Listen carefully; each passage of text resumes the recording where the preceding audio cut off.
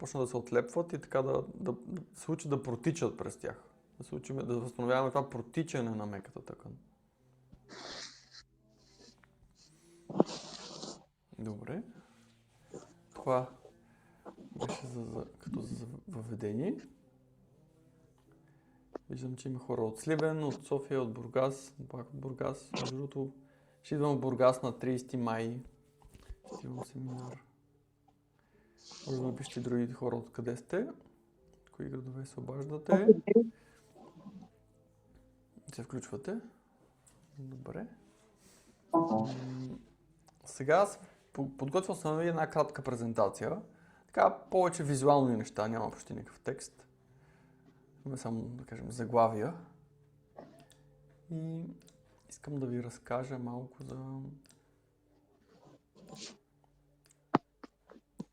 за фасцията и за гръбнака по-специално, но така и за фасцията, и понеже темата на следващия ми онлайн курс ще бъде проводим гръбнак и ще си поговорим за проводимостта на фасцията по принцип и след това ще наблегнем и на гръбнака. Така ще редуваме. Първо да се представя, казвам се Кристиян Йорданов, основател съм на Fascia BG или на Fascia и соматична лаборатория. И така от много време се занимавам с дао практики, с китайската традиция, да кажем, която всъщност е много фасциална. Обаче преподавам западни методи за работа с фасция. Общо взето. Плюс-минус с някои неща и темата днес е фасция и проводим гръбнак. Винаги започвам тези вебинари и на семинарите да покажа какво всъщност, как всъщност изглежда фасцията. Това за мен е много важно, защото като го видим как изглежда, ще си придобием тотално различна перспектива за това нещо. И всъщност за първ път преди 15 години е заснето как изглежда фасцията. Никой не е виждал живата фасция. Допреди това не е микроскоп, това е камера на 25 пъти увеличена. И това е под кожата на човека. Ето под кожата на човека е отворено и се вижда ето тези тръбички, ето тази финна мрежа.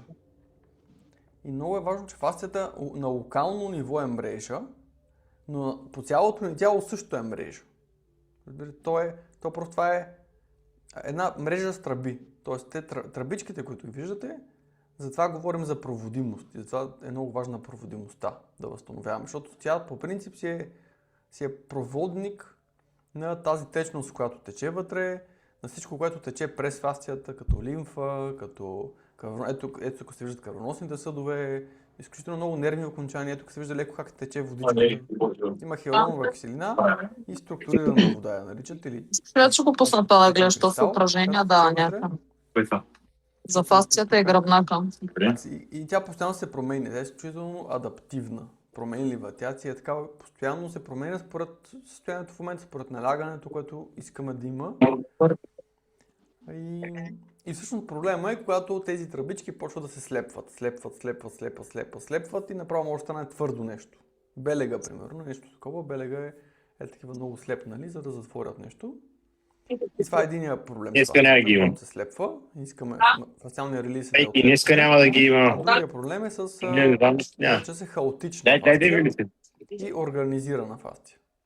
Самите, видяхте, тя са тръбички с някаква геометрия и като геометрията почна да се разваля един вид, става твърде такава геометрия, която няма проводимост и не може да тече налягането по нея, защото си силовата линия. Ние за да се изправим, трябва да мине по силова линия това нещо. Тоест трябва да мине по тия тръбички и постепенно да мине такъв чисто хидравличен поток.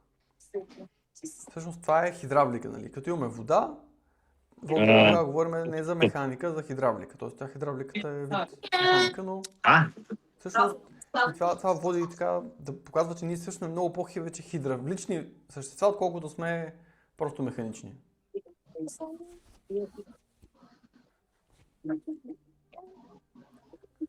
Да. Не си искаш да павам. Сега ще спра микрофоните. Да, има хора с... Как да го? Добре, аз бях мютнал и не съм ви чул, съжалявам. Добре. Това е много важен образ. Работиме с тази финна материя в нас. Изключи ги централно. Добре. И ето тук има, това е стандартна анатомия по учебници и така нататък. Всъщност беличкото, което виждате, това са зони, в които има изключително много фасция. И това са зоните, които най-много болят общо взето. Особено кръста, вижте, предимно фасция, главата, предимно фасция стъпалата. Много аз имал болки на фасциални проблеми в стъпалата, изключително неприятна болка. Нали, коленете виждате колко много фасция има, дланите. В принцип тя е навсякъде, нали? Това е костюм. На 7 пластов костюм е фасцията. Тук просто искам да ви покажа дори на мускулното анатомия, като се гледа. Всички тия беличките, където болят, тук покрай лопатките, много боли, лакти, врата, ето виждате по средата на врата колко много бяло има.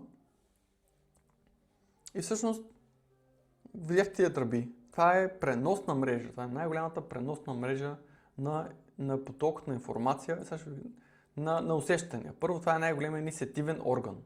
Всякакви усещания за външната среда, за вътрешната среда. Дори психоемоционални и емоционални усещания, нещо отвън като ни афектира, ние с нашата си мисъл, когато се афектираме вътрешно, усещанията минават по фасцията. Отвън като ни афектира някой нещо, пак усещанията тъкат по фасцията. Пренос на сила, т.е. на налягане, т.е. за да съм слегнал или съм приклекнал, изправянето всъщност може да протече по фасциалните тези тръбички, които гледахме и с напълна лекота да се изправим. Без да трябва да включваме толкова много мускулатура, защото тя е просто подкрепяща мускулатурата. И част от проблема е, че не работи добре, фасцията е много хаотична и отиваме твърде много в мускулите да ги напълваме и почват и мускулите да болят. И тя е пренос на вода. Хидратацията тече по нея. Видяхте, буквално тече вода в нея. Тази вода може да аз как си го обяснявам, и много пъти съм го усещал, като пия вода и не се напивам и ходя нещо да направя малко практика да си направя. Изведнъж ми се допива вода и тази вода някакси като я пина и усещам как ме хидратира. Не отивам да я изпикам веднага, а просто се усеща едно напояване. То самото движение води до хидратация, защото самата вода почва да се разлива повече, но и като пием вода, тя се усвоява повече. И тя пренася ток. Доказано е, че има пиезоелектрически способности, т.е. при натиск се създава електричество. Това защото колагена, от която е изградена, има по такива пиезоелектрически функции, свойства, затова и тя има, защото тя е изградена предимно от колаген. И на гръбнака, като отидем, най-честите проблеми с гръбнака са такива изкривявания.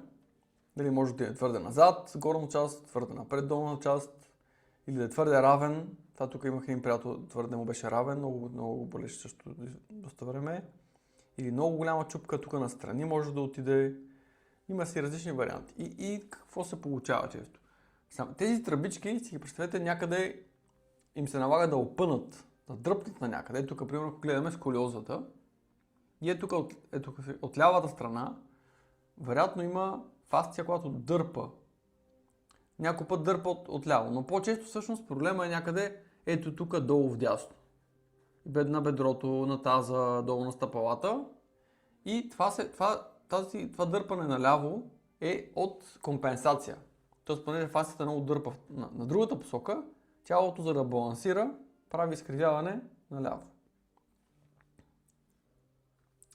И да, има такива клипчета, на които може да се види. И ето нашия гръбнак. Имаме си тези красиви прешлини, това е макет, но ето колко много 32 прешлина и тук долу всъщност долу това, знаете ли как се нарича? Сакрум, нали? Сакралната кост. И от всякъде излизат нерви. Нерви. И проблема е, когато фасцията, след малко ще видите колко много фасция има тук, почва да се компресира и това нещо почва да притиска тези отстрани нервите, които се виждат. И още по-лошия вариант е, като толкова много се е компресирало, че почва да се търкат двете кости. Това е най-неприятната болка, две кости да се търкат. И за съжаление доста хора такива срещам. И общото боли, и това бялото, където има най-много фасция, и боли там, където има често най-много фастия. Ето тук е друг разрез, където се вижда, ако махнете пак тези мускули, ако ги махнете, отдолу пак е беличко в фасцията. Тук с разрез и ето всъщност това пък се нарича фасциална линия. Има един, може би основният човек, основният изследовател на фасцията сега на Запад, Томас Майерс, той ги е извел, той е бил патолог, нали, буквално трупове изследвал и ето ще горе от върха на главата, покрай гръбнака, до пръстите на стъпалата. Това е една фасциална линия. Това е задната повърхност на фасциална линия. Имаме такива десетина. И всъщност много чест проблем е, че тя е твърде натегната или слепена на места. И това пречи на потока на самото изправяне да се случва, просто да се пусне. То буквално тия тръби и налягане. Si представете просто налягането да се стече по тази линия. Просто трябва да се стече, да се плъзне налягането и ще се изправим с тотална лекота.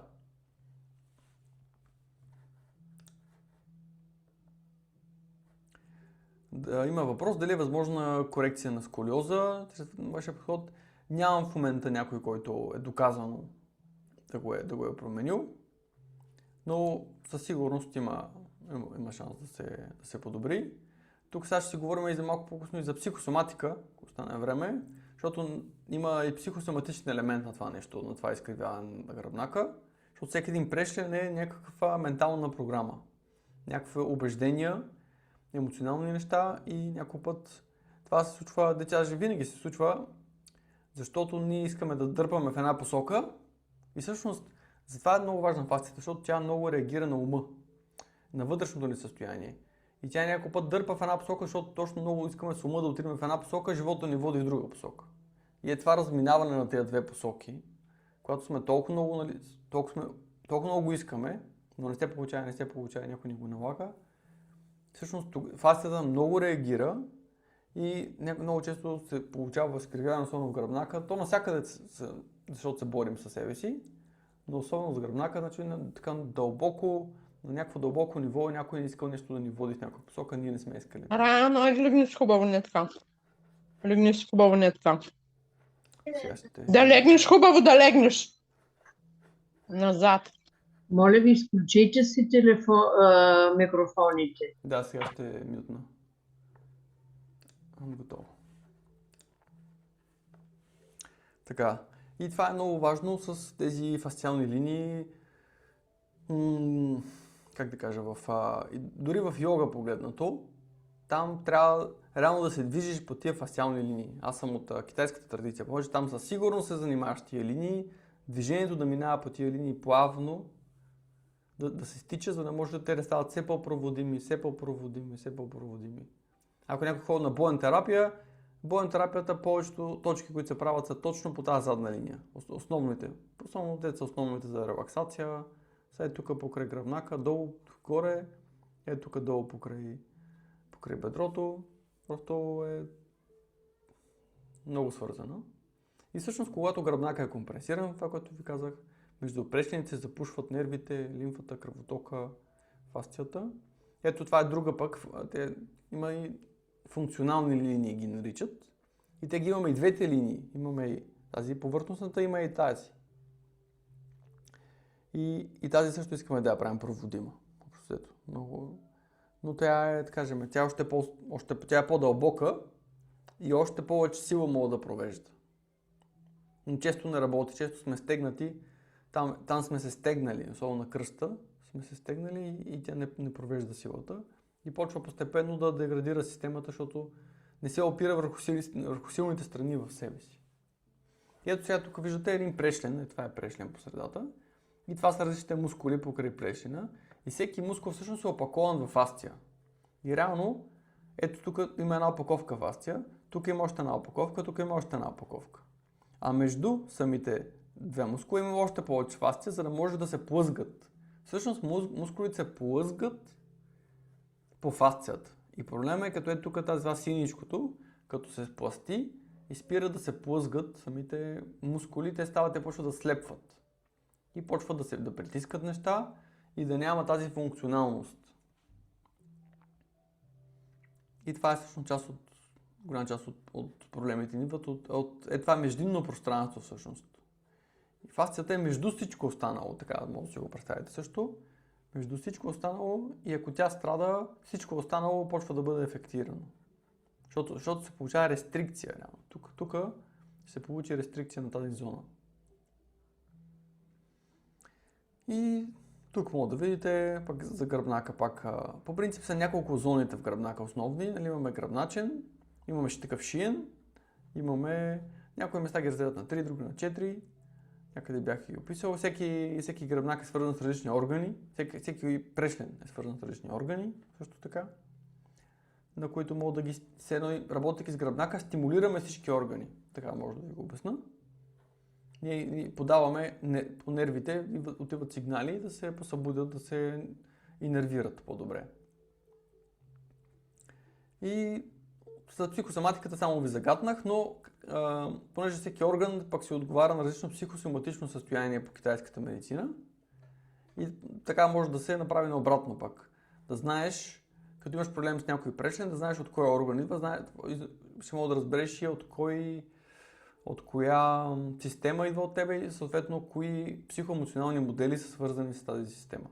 И те китайците 5000 години това са го структурирали, изследвали. Те как са го изследвали? Просто те хората са били много сетивни, чувствали са, имали са висока чувствителност, сетивност и много дълго време са успяли да ги систематизират тези неща през емпиричния подход, през наблюдения. И всъщност си говорим споменах ви вече, другия месец ще направя курс, който ще е специално за гръбнака и за гърба. 4 сесии онлайн на живо, 4 пъти в сряда и обяснявам, практикуваме. Въпроси и отговори също има всеки път. И така после ще ви изпратя линка да разгледате. Но това е... Не искам да ви пълня с информация, защото по-добре малко информация да имаме, повече да практикуваме. Аз съм на този принцип. Малко информация, повече практика, защото иначе се задръстваме с информация, надъхваме се с информацията и аз това поне си го знам и до там.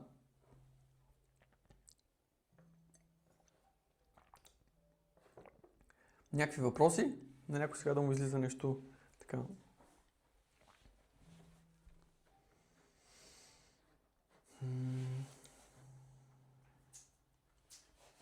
Маргарита пише, че не ме чува добре, но всички останали предполагам ме чуват. За целулит също е фасция, да, целулита си е... Фасцията се един вид се дехидратира и от тази дехидратация почва да се получават тези дупчици.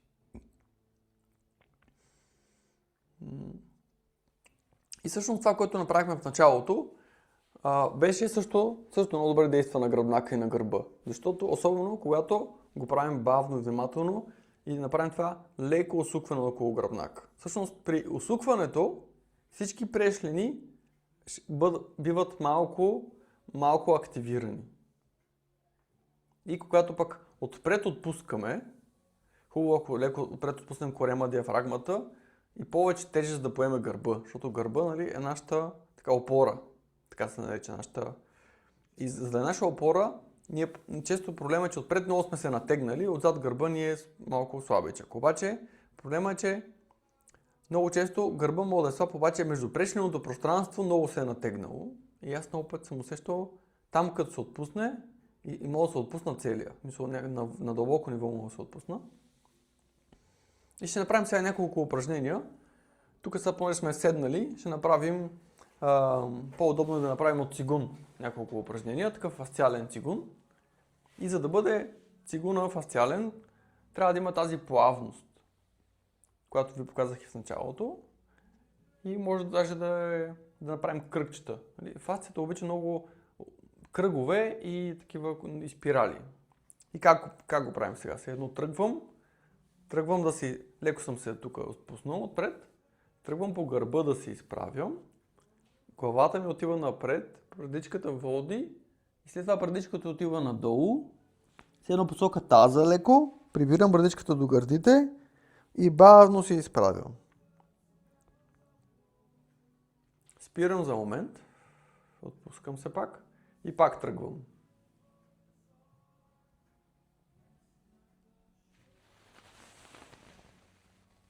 Много нежно, внимателно, така с внимание. И чувствайте си гърба, ако можете и гръбнака. Как леко се отваря, след това леко се прибира с гъба.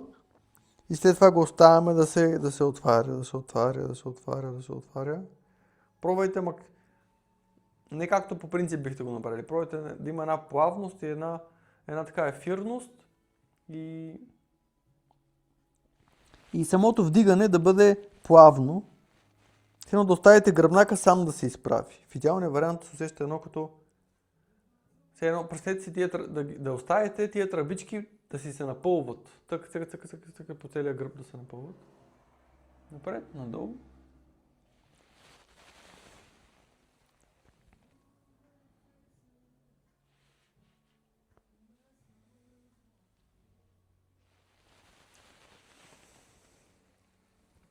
Това му казват упражнението на жерава. Жерава си подава човката главата напред, отива нещо да си вземе и плавно се изправя. И сега затворете очите, почнете да го правите още по-бавно.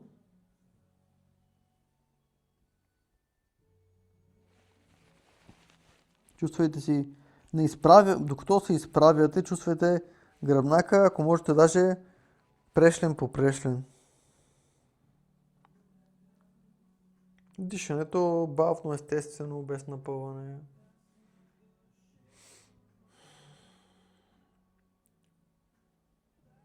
За да ви се получи, най-добрият вариант е просто да оставите постепенно, плавно, все едно тъкан по тъкан да се изправя гръбнак.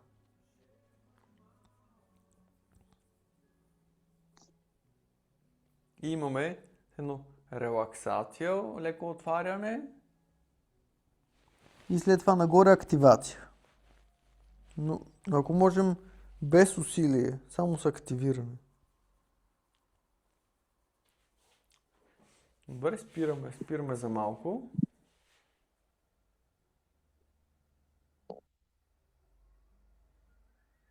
Много често при такива бавни наклони и изправяне получавам нещо като прищипване на диафрагмата, доста болезнено, докато се отпусне.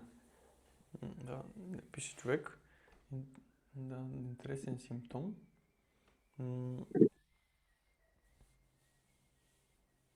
Може да пробваш с една кърпа да си навиеш или да слагаш на диафрагмата и си лягаш върху нея за 3 минути. Навиеш на ръло, слагаш я под диафрагмата и лежиш и само се отпускаш, за да може тъканта, тук фасцията да се отпуска. Но не трябва да е остра болка да имаш. Острата болка е нерв, значи си докоснал. Добре. И сега на другата посока е костенурката. Първо прибирам надолу брадичката към гърдите. Слизам надолу. И след това се едно си подавам главата от корубата. Леко отварям. И тук, важно е тук се едно горе, стигам догоре. Леко стигам тък. Подпирам с челото, с темето, подпирам тавана и се връщам.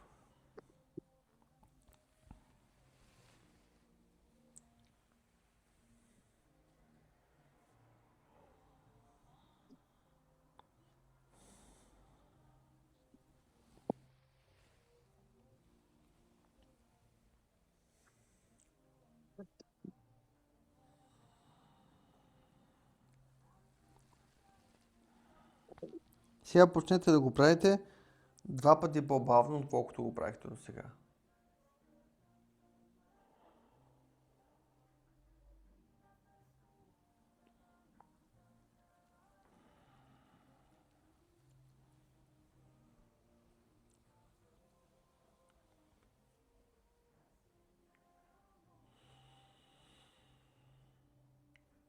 Много е важно тук отпускането. Първо да се отпусне и гърдите, и корема, брадичката да слезе, да се потопа. Един вид се потапям се в себе си и отварям.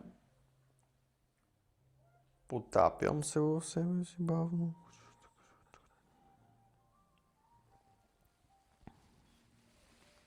И отварям.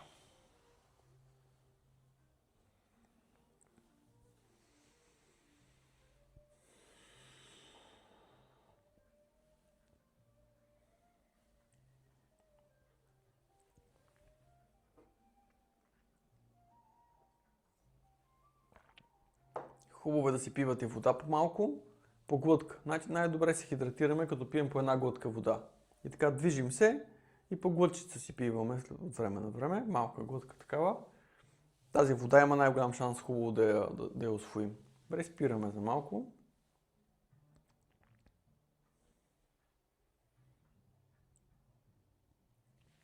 Нещо, което си правя често, то е част от една по-голяма фасциална маневра, но може да се прави само като сме седнали, така като нямаме възможност. След така си слагаме ръцете и слагаме отзад на врата, на кожата.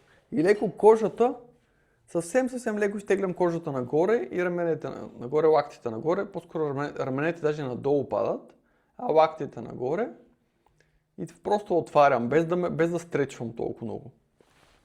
Много особено, защото не искам да се напъна да разтегна, а искам по-скоро да усета отваряне някакси или на гърдите да се отворят нагоре към небето. Тоест фокуса да ми е на отварянето, да не е на стречинга. Част от проблема според мен в наши дни с двигателната култура е, че е твърде много стречинг, а по-малко активация, нали, Просто искам да го отворя, т.е. твърде малко отваряне. Не искам да опъвам, искам да отварям. И тук дишаме два пъти. През носа издишаме през устата. И отпускаме долу гръбнака, кръста, корема и пак.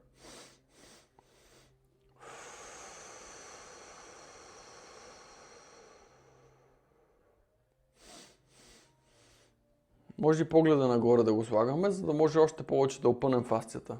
Фасцията стига до очите и пускаме ръцете. Фасцията стига до очите горе, така и от задната и от предната страна, и като поглеждаме и с очите, още повече опъваме фасцията. Много е интересен този елемент. Пускаме ръцете. Иначе чисто на психосоматично ниво, гръбнака е много свързан с миналото и с предците ни. И тук затова е важно, ако нямаме такова отношение с предците, и често гръбнака, той трябва да компенсира. И как ще компенсира? Ще се стегне много. Голямото стягане ще идва, когато, представете си, фасцията се чувства толкова несигурна на гърба, защото няма хубава опора в нещо, което е преди тебе, че почва да се натяга, за да стегне, да държи. Това държане да ни помага. Но това помагане, когато много се натрупа това помагане, то вече става свръхкомпенсация. И не е лесно, нали, разбира се, с предците да имаме добри отношения, да се свързваме с... На мен ми се доплака при това упражнение. Да, пускаме сълзите. Сълзите пак са вода. Те хубаво е така, има обмен на вода. Казва учител. Има въпрос, нормално ли да има усещане за изтръпналост? Да, нормално е да има за малко. Тоест изтръпналостта но не е полезна, като примерно стоиш по турски 20 минути и ти са изтръпнали краката. Това не е окей. Ама за малко е окей, по-скоро гледай като някакъв симптом че има някаква активация. Тоест активацията може да е топлина, студ, мръвучкане, нещо седно да тече, даже някой път като вятър се усеща, изтръпване, направо нещо да си струва много топло в някакъв момент за малко. Това са неща, които са... Това са когато има активация. Това е важно. Ако имате прозявки, сълзи, сополи, това също е много добре. Това пък е вече симптом на парасимпатиката нервна система, че се е активирала, т.е. на отпускане, самолечение тръгва през това нещо. Обикновено на мои събития хората много се прозяват.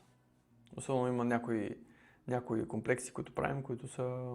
Но просто това е когато сме влезли в в парасимпатико състояние повече хора. Добре. И показвах ви началото на тази фасциална маневра. Сега ще станем прави и ще направим цялата фасциална маневра. Нарича се гръбначна декомпресия или още я наричат антигравитация. Като идеята за антигравитация е, че колкото геометрията, структурата ни е подредена фасцията ни, видите, самата гравитация, защото ако си наведнал така, и гравитацията ще се удря директно. Ако си изправен, тя ще може да си мине по костната структура, по съвсем различен начин ще премине. Това са подробности. Как го правим? Значи, хващам си двете ръце, слагам ги горе, по същия начин, ето тук, дигам нагоре леко, тук се диша 3 пъти, гледам нагоре и гърдите може да отворя нагоре.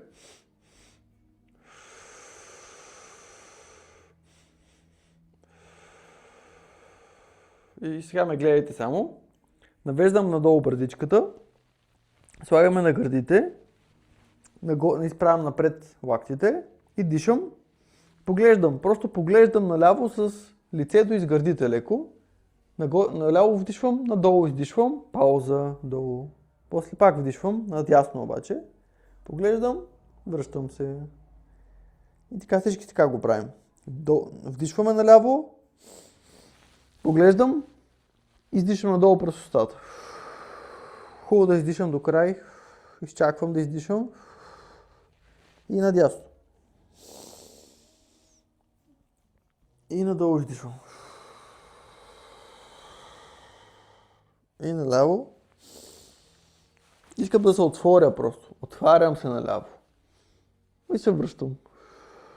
Без да стречвам. Просто отварям се надясно. Поглеждам, връщам се. Още поведнъж.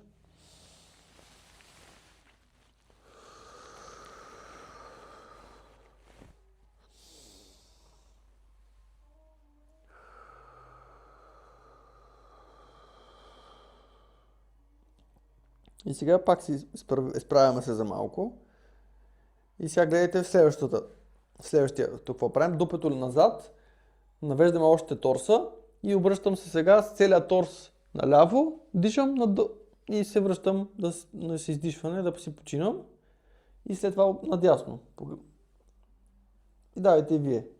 Поглеждаме с гърдите. Из корема даже поглеждам наляво. И се връщам. Издишам хубаво. И надясно сега. Много е важно, не се стречвам, искам да отворя, да погледна с тялото си и долу да релаксирам, да се върна с хубаво издишване. И пак.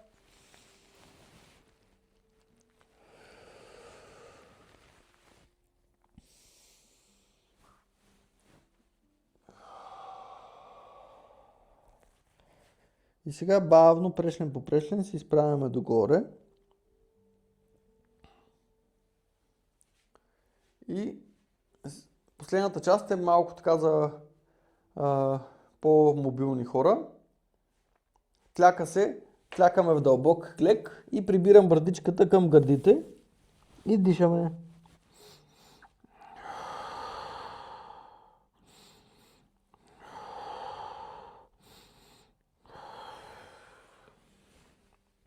След това дигам дупето нагоре.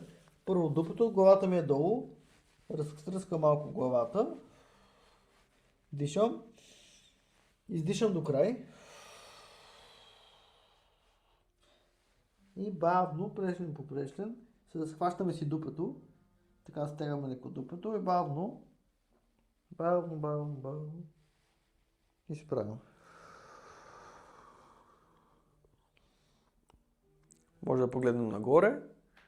Тук сега има опасност, ако сме го правили много бързо, да ни се завие свят и може да седнем. Дори да не можете последната част, ако се правите другите 3 части, пак ще имате хубав ефект. И след това почваме лекичко да ротираме. Гръбнака ротирам, гръбнака ротирам, леко наляво надясно и ръцете така следват движението. Може още да съм с затворени очи.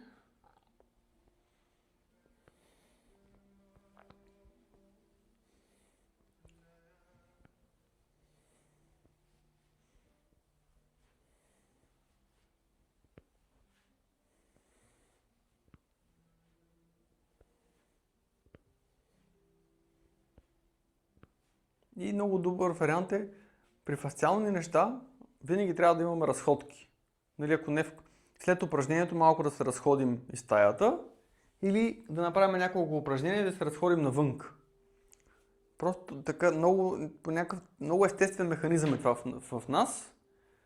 Да поотвори малко фасцията и след това да направим една разходка, за да се донастроят нещата. Това е най-добрият процес на самоподредба. Разходката е самоподредба, особено когато сме отворили, активирали сме и разходката ще ни подейства естествено подреждащо. Нали ви казах, че фасцията става хаотична. През разходката тя сама ще тръгне да се подрежда. Ние сега сме и дали активация, дали сме и програма да тръгне да се подрежда и след това ще се доподрежда още повече. Може да си усетите гръбнака, гърба, как го усещате. По принцип някой път остава по-схванато. Усеща се по-схванато след фасциални маневри, особено след работа с фасция. Това идва от това, че фасцията сме я събудили и тя ни казва какво е състоянието, истинското състояние. Не, че сме се схванали сега от това нещо. А то ни казва, тук фасцията ти е стегната.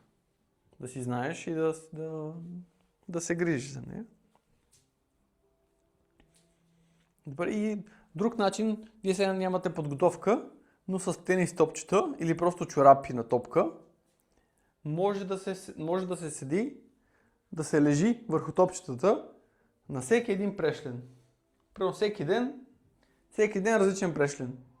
Да си обиколим цялото тяло и така си правим сами декомпресия на всеки един прешлен може да си направим. И то не е важно само декомпресията, а и самото чувстване, да почне да си чувстваш гръбнака, постепенно прешлен по прешлен, буквално все едно изследваш сам тялото си.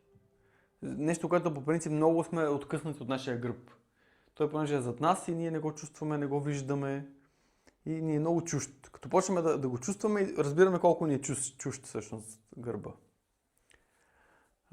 Така че това е друг метод, сега не мога да ви го покажа на практика, в курса ще го правим. Ще минаваме по различни важни зони на гръбнака, за да може да декомпресираме пространството.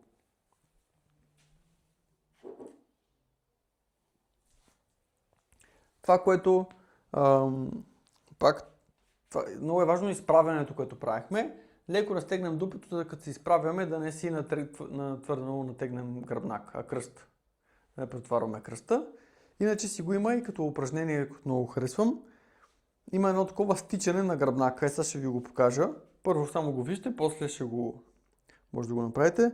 Почвам да си пускам бразичката надолу, самата ми глава. И даже много е хубаво в началото човек да си го прави на етапи. Само шийните прешлени само навеждам надолу и съм отворил шийните прешлени. След това тръгвам надолу още. И така отварям прешлените, които са на горната част на гърба. Слизам още малко. С главата водя. Коленете меки, отворени коленете, леко сгънати. И сега чувствам как изпирам за малко, чувствам как съм си опънал, ръцете също ги пускам надолу. Чувствам как съм си опънал долната част на гърба. След това продължавам кръста, докато не ми се поотвори кръста. И последният вариант последното усещане е опашката. Как стигам до опашката да се отвори. И стоя така за малко, леко разтръсквам главата, за да се отпусне врата. И така седя малко да отварям просто гръбнака. С отворен гръбнак един вид. Така хубаво опора в земята. Дупето леко си го чувствам. И започвам пак наобратно сега. Прешлен по прешлен.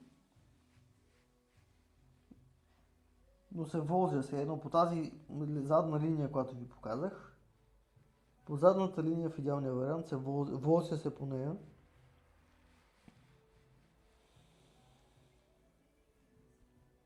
Много е интересно с времето как може да се оставиш тялото само да те изправи.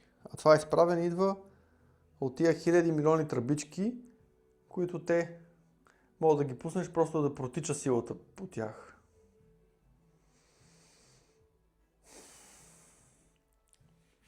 Просто пускаш, защото събираш налягане и това налягане просто го пускаш да протича.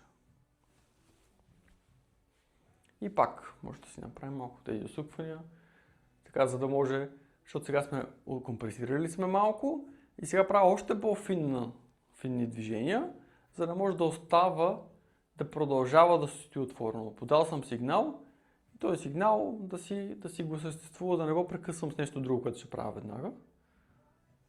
Даваме пространство да преминат нещата, които сме им отворили сега път да преминат на някъде. А може и леко с таза да направим такива осморки. Това също е добър вариант за интеграция.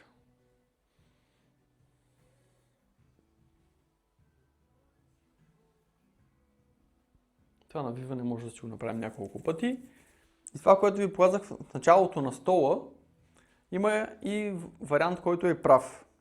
Как го правим? Десния крак пред левия, дясната ръка под лявата мишница, лявата ръка на дясното рамо. Ще получава се едно дясната ми част гушка лявата ми част. И лявата ръка се стои върху дясното рамо. Има вариант, прави да се усукаме. Усукваме торса надясно, главата наляво. Може и на другата страна се прави. Това има много варианти реално. И дишаме. И на издишване леко да ротирам. Тук хубав вариант е като леко си прихвана отдолу перинеума и се получава като една хубава основа на гръбнака да не стане перинеума. И горе по главата леко се подпирам небето. Но финно се правят тия две неща. И между тия две неща се получава леко отваряне на гръбнака и след това усукването. Това прави много хубава декомпресия, около 3 минути, като подишаме така, се получава много хубава декомпресия. Но няма стречинг, няма болка, може да се появи нещо да ни опъва, пробайте да се върнете преди да ви е опънало нещото. А краката са ми просто стабилно стъпили, леко подгънати колене. И сега няма да го правим, но по принцип има варианти да се наведа в същата поза надолу и да се подпра дори ръцете върху краката и да подишам така.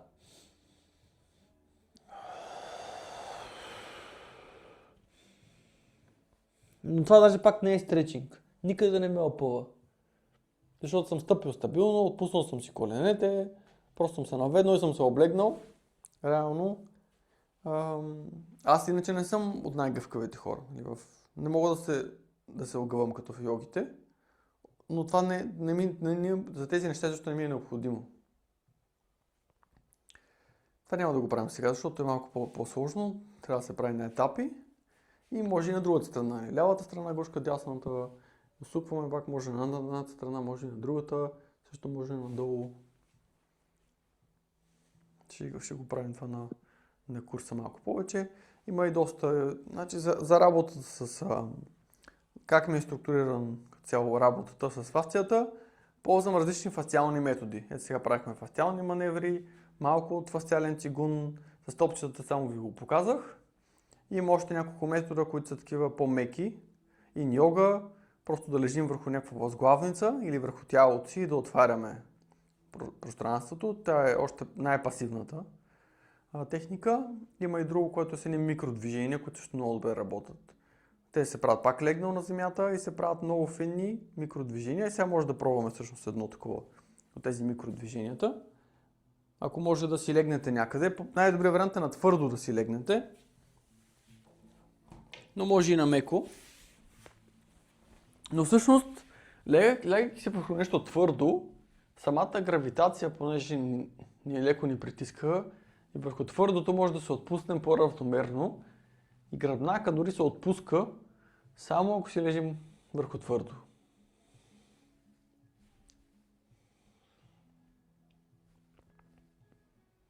Краката си ги слагаме леко повдигнати.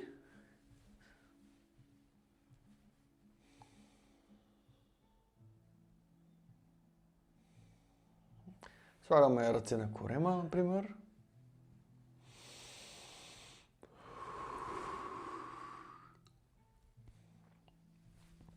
И сега леко притискаме стъпалата в земята, съвсем леко. Тръгваме да се движиме с таза и се отпускаме. Чувстваме това отпускане. След това пак. Използваме гърба, да минем през краката и да натиснем стъпалата към земята.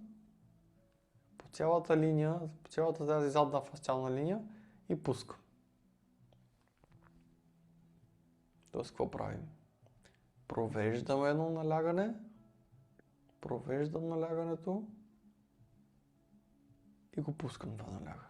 И се връщам. Мръднал съм 1 сантиметър в таза и се връщам и изчаквам за малко. И пак тръгва налягането, тръгва от гърба, през кръст, дупе, крака, стъпала, земя и отпуска.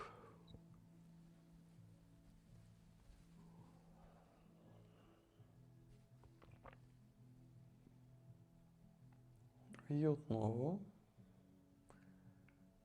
още по-бавно го направете, да тръгва усилието хубаво по гърба, да се стича, да ползваме си тази задната фасциална линия и се учим да сме проводими.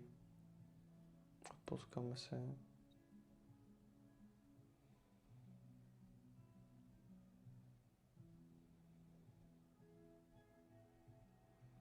И може да си кажем утвърждения. Тя ги казваме единствено на тялото си. Пускам болката от миналото, която нося на гърба си.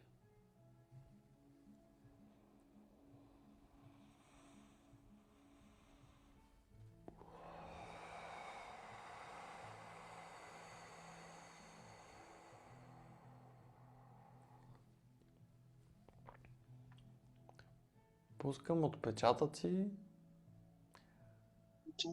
от болката в миналото, която нося на гърба си.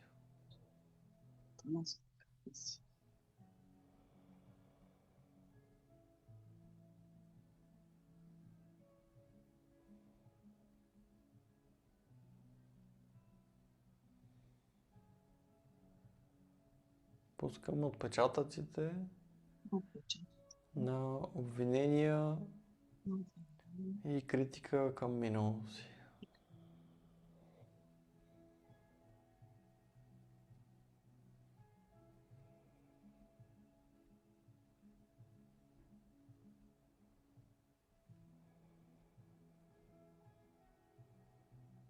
Уча се да чувствам потока на силата.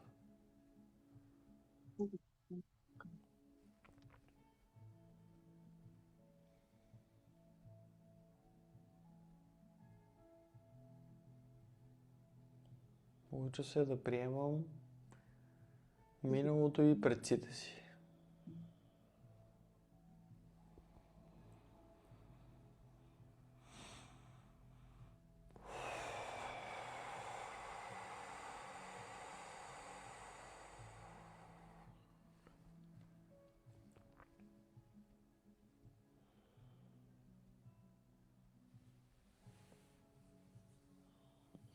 Добре.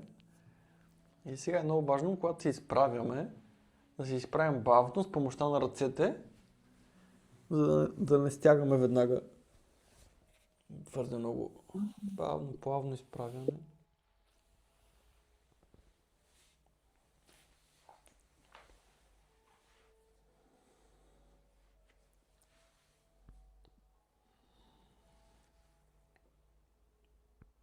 И не започвайте ако някъде ви се чувствате сега схванати или някъде леко болка останала, не се борете с нея, не правете рязки движения, оставете да си я има, да се случва, да протича. Ако почнем веднага да опъваме мускулите, така да се борим с тях, ще почнем да стягаме. Ние сега сме дали импулс, дали сме сигнали, нещата да се активират, да се отварят, да бъдат проводими и не искаме сега да се бориме с нищо, да стягаме нищо. Оставяме го за малко такова, каквото е, то след малко ще мине. Може да се е стегнало малко, може нещо. Трябва да му дадем пространство, за да може да протече. Ако нещо сега го напънем, веднага ще спрем сигнала, програмата, която сме активирали за самолечение, саморегулация, самоподреждане. Тя веднага ще спре. Или ще спре голям процент от нея. Може да не спре 100% от програмата, но искаме да това, което сме си активирали, да продължи да се случва. По колко минути? По принцип в фасцията и трябва между 3 и 5 минути, за да се случи хубава активация отпуска.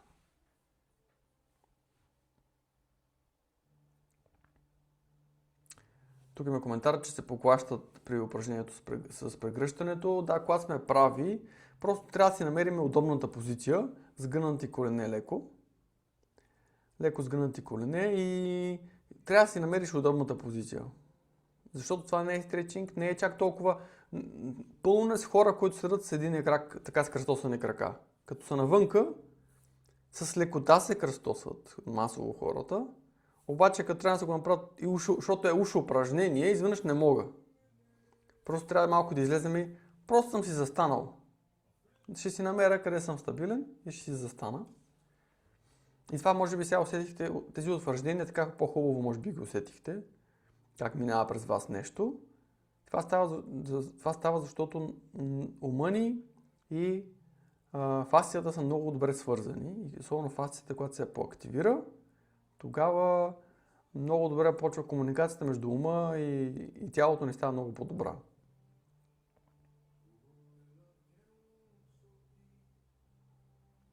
Да, беше прекрасно с утвържденията. Да, много са близки двете неща. И има въпрос за пилатес. В ми е мнението, обаче не съм ходил никога на пилатес и не, всъщност може би бях ходил преди доста години.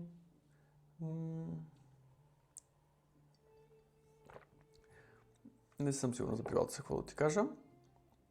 Със сигурност всичко може да се прави по-фасциално, отколкото се преподава. Тоест би казал, че всичко, което преподава такива неща, трябва да се прави по-фасциално, но те някой път ни го преподават фасциално, обаче ние сме си свикнали с мускулното и отиваме в мускулното. Така че просто бих препоръчал да има този елемент, който днес усетихте, вътре в пилатеса. Според мен ще бъде по-полезен по този начин. Изпука гръбнака на няколко места. Ами изпукването на гръбнака е декомпресия всъщност. Декомпресирал ти се е гръбнак. Има въпрос за крокодилските упражнения. Да, крокодилските упражнения имат сходен ефект, но трябва да ги правиш с качеството, което сега правихме. С внимание, с плавност, бавно, с това е плавно и с внимание. Много е важно. Добре, сега отварям за въпроси. Може да се unmute-нете, да питате въпроси или да пишете в коментар. Вие свършихме с упражненията, с практиката. Разказах си каквото бях подготвил, така че сега остава време за въпроси и отговори.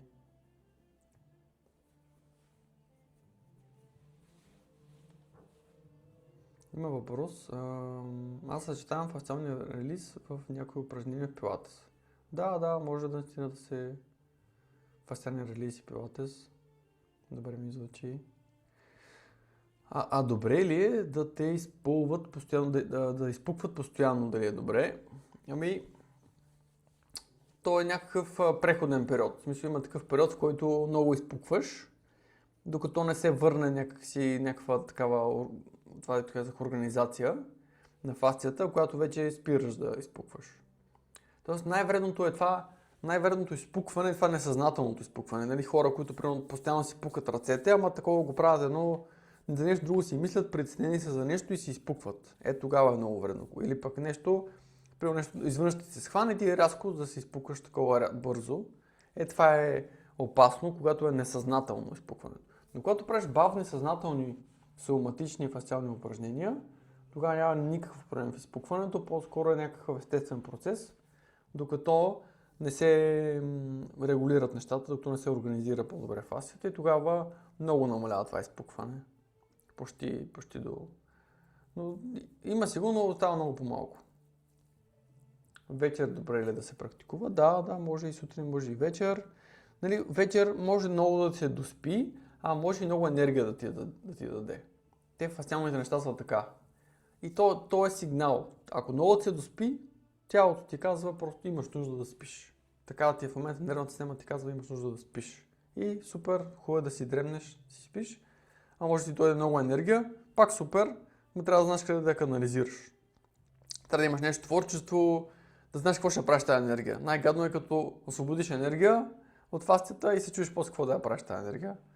И правиш някакви глупости. По-добре да.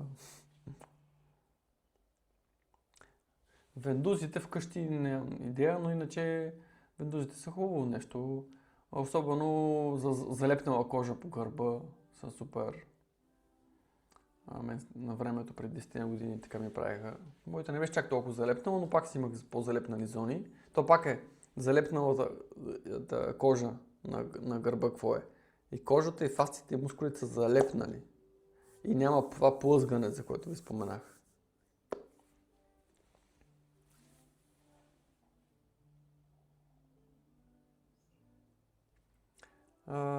Пита за упражнения за дискове в прешните на врата.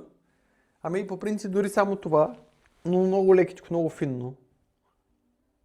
Това е така, нали, това може да се прави супер финно, просто кожата да си отвориш. И да си поседиш 3 минути с отворена кожа отзад. Все едно кожата я тегля леко нагоре, но тук хората филно прекаляват, теглят мускулите, вместо да теглят само кожата. И да си посетиш така 3 минути. Или това, което правихме с това да погледна. И вижте как го правя. Долу ми е вратичката първо. И просто поглеждам. Това много хубаво отваря врата отзад. Обаче не трябва да е като упражнение. А просто отварям се да погледна света на тази страна.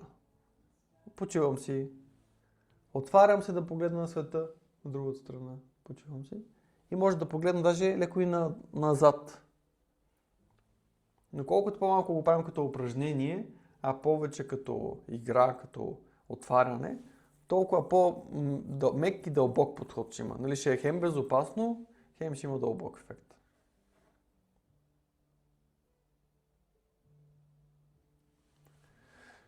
Има въпрос за тремори в краката. Ами това сега на все повече хора се случва. Това е нервно напрежение, такова задържано нервно напрежение. И то феномен тремора само се освобождава нервното напрежение и в принцип е добре, че се освобождава. Да кажем от тази гледна точка, че не трябва да се оплашим, оставяме го да си тече. Има даже такива терапии в наши дни, които учат те как да застанеш, така че да се забере това напрежение да го събудиш, тия тремори да ги събудиш и просто да го оставяш да ги пускаш да текат. Има такива, даже няколко такива подхода. За шипове на врата и гръбнака, ами просто сега шипа колко време ще му трябва да се разтвори, не се знае. Някои казват, нали, колкото време нещо си правил, толкова време ти трябва да го върнеш. Ако 10 години си създал шип, трябва 10 години да го разтвориш. И макар че с времето, когато тялото те допусне по-дълбоко те допусне тялото ти и умът ти те допусне по-дълбоко към подсъзнанието, тогава ефектът става по-експоненциален. В началото се движиш така по-бавничко, защото тялото не те пуска толкова, подсъзнанието не те допуска. И вече като почне да допуска, тогава вече скоростта на промяна е много по-голям.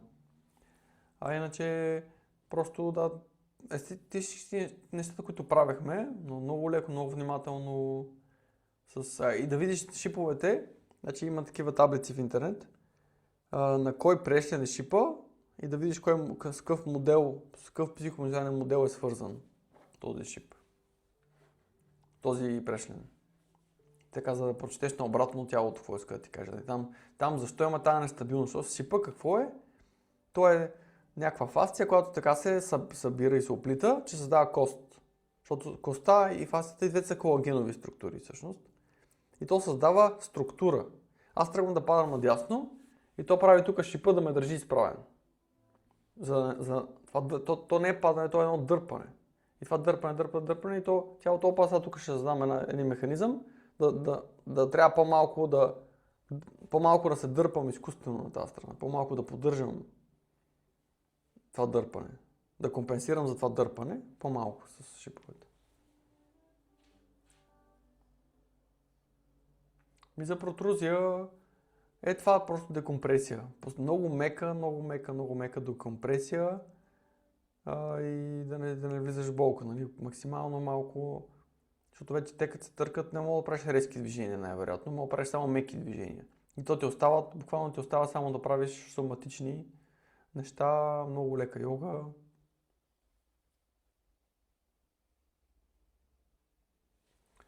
Вярно ли е, че когато плъзгаме длан по кожата, се усеща къде е стегната и там трябва леко да дръпнем в тази посока?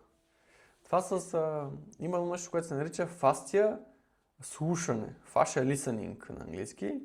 Самата ни повърхностна фасция, тя се движи през 12 часа се изменя посоката на движение. И може, това се тренира, да си с дланта си, да си я сложиш и да усетиш сега в момента в каква посока ти се движи фасцията, повърхността и кинезиотейпинга, виждали сте ни лепенки, които спортисти си ги лепат, те се слагат по определено движение, на където се движи фасцията, прямо движението на фасцията, слагат кинезиотейпинг, за да може фасцията да я поддържат някакъв тонус, да я поддържат по-отворена, например. Така че да,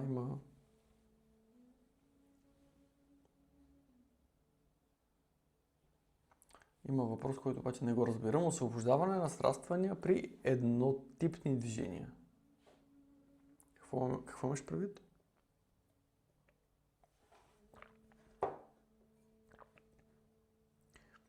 Някой може да също се радвам някой да сподели какво преживя по време на тези упражнения или на утвържденията, кое му въздейства най-много.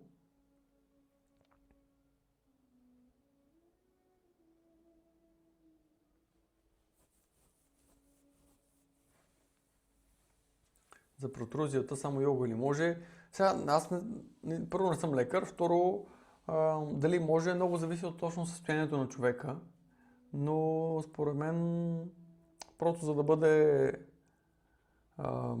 аз съм против това, като казват лекарите, какво си не мога никога спортуваш повече. Това толкова много хора са го оборили това нещо, толкова много хора са ставали даже много добри в някакви спортове след такава. Ма някой път точно това, че ти кажат, че не можеш, и това така ги амбитира хората, че намират начин да правят повече неща за себе си, да се грижат повече за тялото си и изведнъж им се получават нещата. Но имам предвид, че зависи от възрастта, зависи доколко е просилна протрузията, много значение има. Просто тя, ако малко декомпресия освобождава протрузията, защото тя не се трие постоянно, трие се от време на време. И ти ако можеш някой път фасциалните неща трябва да ги правиш преди друг спорт. Защото какво правиш? Отваряш пространство и след това тялото става по-ефективно и мога да правиш нещо друго. Заграти врата на теб, добре. Какво друго усетихте? Споделете какво усетихте по време на практиката. Какво преживяхте? И на утвържденията. Кое ви въздейства най-много?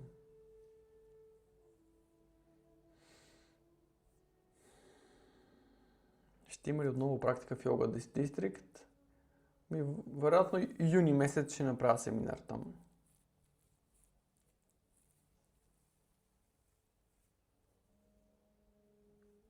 Приятно усещане, отпускащо. Утвържденията запълниха и допълниха, засилиха. Катерина пише, че е освободила напрежение в тялото, включително психично, и носът ми се отпуши. В принцип е запушен, дишам по-свободно. Да, ето вижте, това е интересно. Работим с гръбнака, изведнъж и носа се освобождава. Защото ние не знаем точно по коя фасциална линия имаме някакъв казус. Къде точно, къде нещо е натегнато и запушва нещо много по-далечно.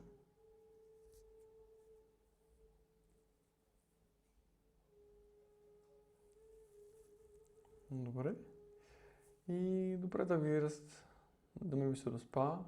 Ами 9 часа, да, това доспиването е просто това ти е сигнала на нервната система сега, че имаш нужда да си поспиш и бих ти препоръчал да го послушаш, да пробваш.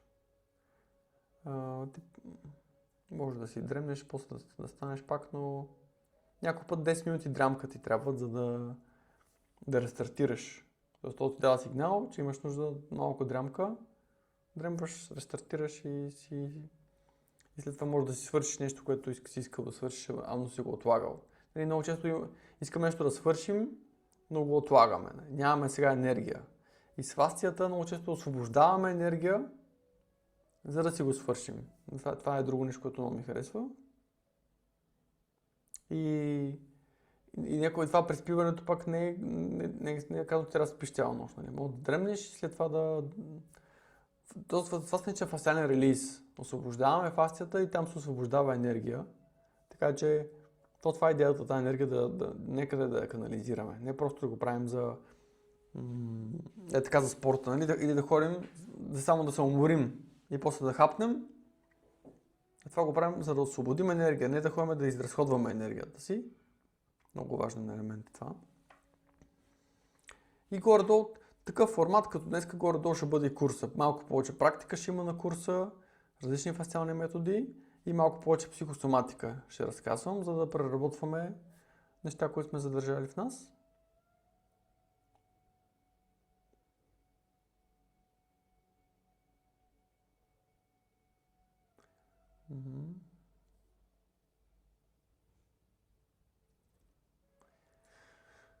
Добре, ако нямате други въпроси или споделяния, и много е важно, и друго, което правя на курса, да хората разподелят по-малко и всеки път се получава споделянията и въпроси, за да може да видим просто какво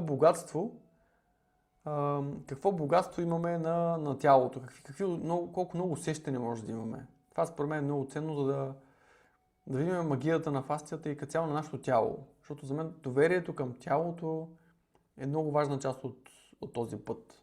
Не е просто да се свързваме с тялото ни, с доверието ни, с силата в нас. Много е важно според мен. Тук пускам в чата на Zoom, пускам курса.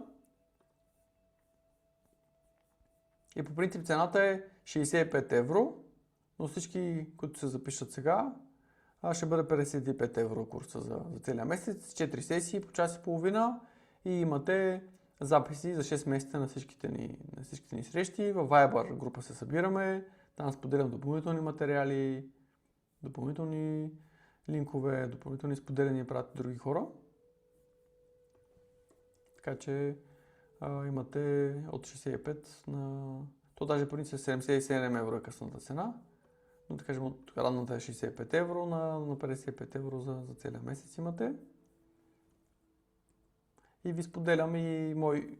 Чакай, обаче това не е мой YouTube канал, това е YouTube по принцип. Споделям ви мой YouTube канал тук. Информация за Бургас. Ето тук с всичките събития, които имам. Във Facebook профил ми. В Бургас, значи Пловдив 10 май и Бургас на 30 май. Бургас, 10 май, Пловдив. Да, ще има записи, ще го кача в YouTube канала.